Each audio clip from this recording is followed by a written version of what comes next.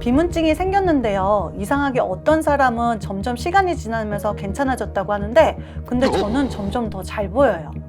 그게 오늘 영상의 핵심입니다. 비문증은 같은 증상으로 시작해서도 증상은 완전히 다를 수가 있습니다. 주변에서는 다들 적응하면 괜찮아진다고 하던데요. 그래서 많은 분들이 그냥 참고 그냥 넘기세요. 그럼 참으면 안 되는 경우도 있다는 거예요?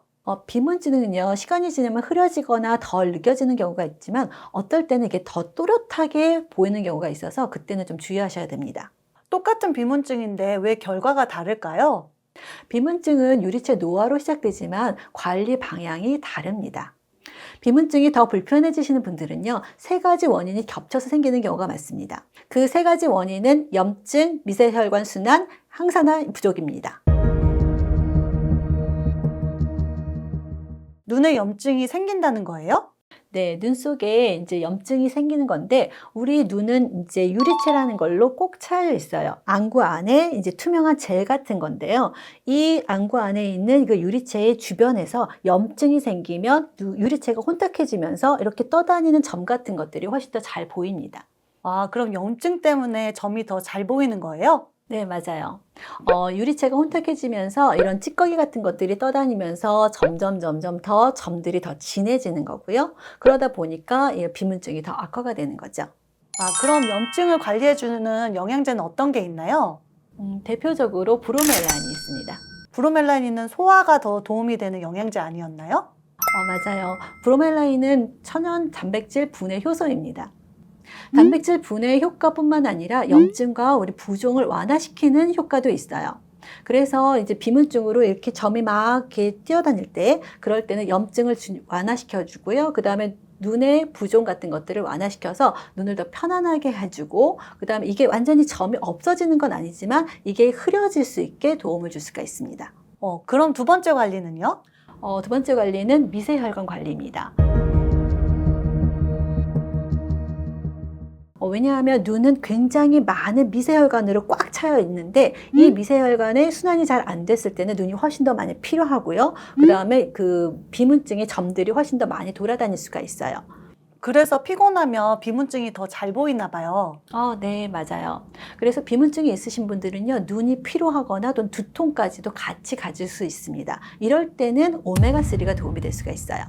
그럼 오메가3는 비문증에 어떤 도움이 되나요? 오메가3는요, 혈액순환을 잘 돌게 해주잖아요. 그러니까 이런 미세혈관에도 이제 혈액이 잘 돌 수 있도록 도와주고요. 또한 염증을 줄여주기 때문에 그런 비문증의 점들이 덜 보이게 해줄 수 있습니다.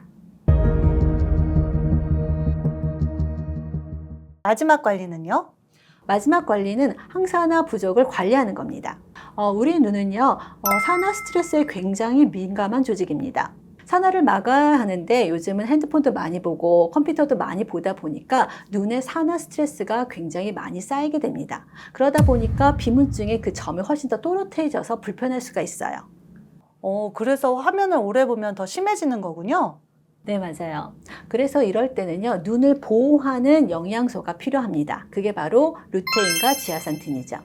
그렇다면 이 영양제들은 비문증에 어떤 도움이 되나요? 루테인과 지아산틴은요, 우리 망막에 있는 황반을 보호해주는 천연 색소예요. 황반이요? 네, 황반은 우리가 이렇게 시력을 봤을 때 시력의 90%를 황반에서 나오는 거거든요. 그런데 이 황반이 산화가 되면 우리가 눈의 피로가 훨씬 더 높아집니다. 루테인과 지아산틴은 블루라이트를 차단해서 우리 눈을 훨씬 더 편안하게 해줘요. 그럼 루테인이나 지아잔틴이 비문증으로 인해 보이는 점들을 줄여주나요? 직접적으로 점들 숫자를 줄여주는 건 아니에요. 하지만 그걸 덜 느끼게 해주게 도와주죠. 그러면 박사님이 비문증에 좋은 영양제를 알려주셨는데, 그럼 이 영양제들은 언제 먹으면 도움이 되나요? 아침부터 시작할게요. 아침 식사 후에 루테인과 지아산틴을 먹으면 아침부터 블루라이트를 차단할 수 있어서 좋습니다. 그리고 점심 식사 후에는요, 브로멜라인을 드시는 게 좋습니다. 이것이 이제 염증을 좀 줄여줄 수 있고요. 그리고 저녁에는요, 식후에 오메가3를 먹으면 눈에 있는 미세혈관의 순환이 잘 되고요, 염증도 완화시켜 줄 수 있습니다. 정리하면 그럼 비문증은 참느냐 안 참느냐 문제가 아니라 어떻게 관리하냐가 문제겠네요? 맞아요. 비문증은 너무 좋아지지도 않고 그다음에 너무 나빠지지도 않습니다. 하지만 내가 관리하는 정도에 따라서 그 증상은 달라질 수가 있어요. 그래서 같은 비문증이라도 사람마다 다르게 나타나는 거군요. 그래서 비문증은요, 내 눈에 맞는 관리를 하는 것이 중요합니다. 같은 비문증, 결과가 다른 이유, 오늘 영상이 그 답이 되었으면 좋겠습니다. 영상이 도움이 되었다면 구독과 좋아요를 눌러주세요.